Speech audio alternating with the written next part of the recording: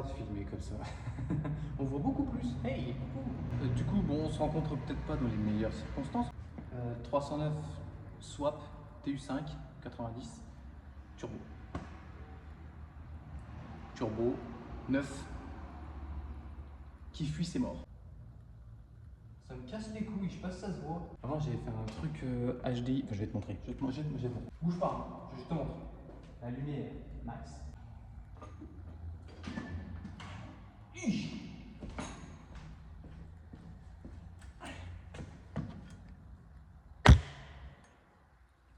Et la lumière fut. Avant, j'avais fait ça. Oui, je suis peut-être pas super bien coiffé. J'ai mis ce truc-là, là, turbo de HDI. Je sais pas si tu reconnais à peu près. Avec le collecteur de base. Modifié un peu de partout pour que ça passe. Et bizarrement, le turbo, là, il fuyait pas. Dès que c'est pas marqué Max Speeding Grade, bah, ça fuit pas, on dirait. Du coup, ça fait chier, quoi. Parce que c'est le troisième turbo que je monte. C'est à se demander quand même si c'est pas moi qui fais une connerie. C'est le deuxième Max Speeding que je monte. Le premier n'était pas neuf.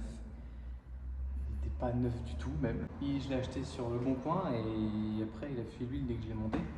Celui-là, je l'ai acheté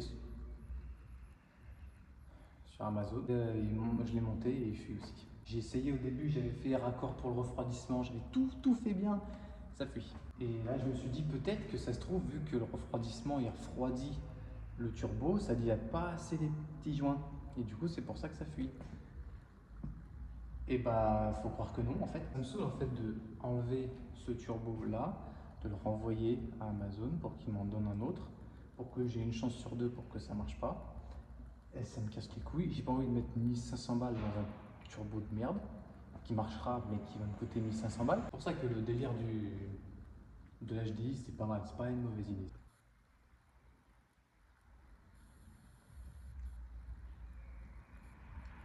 C'est dommage, c'était stylé. Regarde pas là, regarde là. Bonjour. Dommage, c'était stylé quand même. Ah oui, et juste le fait. Encore moi. Est-ce que le fait. Je vais te montrer ça. Je peux retourner comme ça, tu peux pas retourner comme ça, faut que je règle la vidéo. Est-ce que le fait, si jamais tu es un pro dans les turbos de merde, est-ce que le fait d'avoir touché à toutes ces petites vis là, tu vois, enfin surtout celle-ci, ça joue sur le, enfin ça peut jouer sur l'étanchéité. Parce que moi j'ai dû tourner toute celle-ci pour mettre le corps échappement dans la bonne position par rapport à ma descente et le corps admission aussi. Enfin, le corps admission, tu touches pas les vis en fait, tu enlèves un clips, voilà. Donc le corps admission normalement non.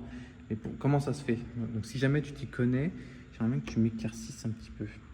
Bon bah, oui, alors j'avais pris ça parce que j'ai pas du tout confiance. Du coup, je préfère la tuer elle que me tuer moi. Je sais pas du tout, tu peux prendre combien avec le turbo de HDI? C'est un coup, vu que le turbo est beaucoup plus petit et qu'il est plus petit, c'est tout. Et bah, ça se trouve, tu peux aller beaucoup plus loin. Ouais, je pense pas. Hein.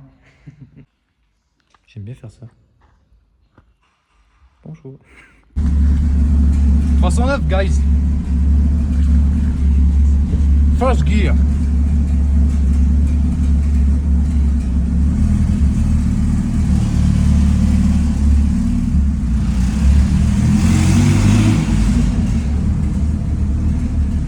Voilà. C'est vrai qu'elle marche la voiture. Marche arrière.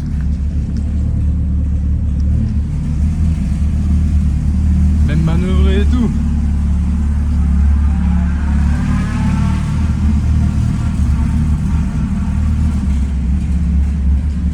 Putain mon gars, elle doit fumer, elle doit avoir chaud la caisse là. J'ai mis de l'huile moteur dans la boîte. Oh là sa mère. Ouah. J'ai mis pied dedans, je t'avoue que ça fait bizarre.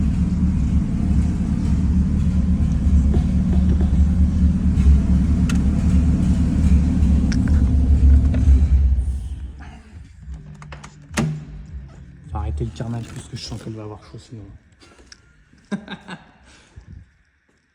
Ça sent tout, ça sent le pneu, ça sent de tout un peu. Voilà ce que ça fait de se lancer dans une prépa quand on n'a jamais fait.